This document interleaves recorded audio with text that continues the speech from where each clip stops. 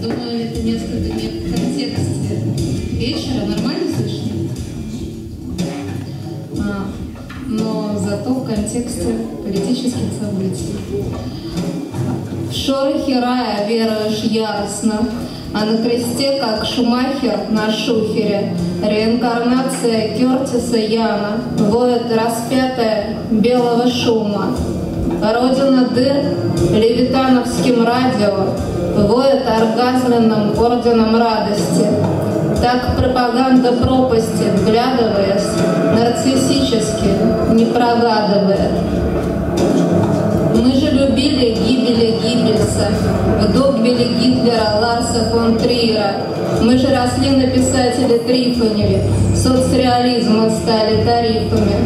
Санкции, санкции, словно касания, белые красотки, тайны восстания, евро в мехах или евро в мехах.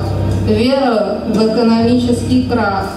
Родина Оруэллом в Украине, в дикой крамоле непобедима.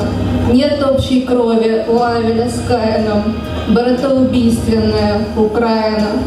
В шорохе рая веруешь яростно, бабьего яра до Божьей бы ярости. Мы же блаженные, нежные ярости, нежные бомбы в спелом боярышнике.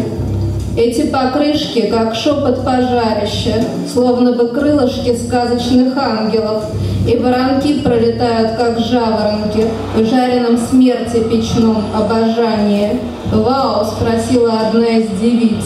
«Русь — это медленный марш в Аушвиц? Что тебе снится, постмодернистка?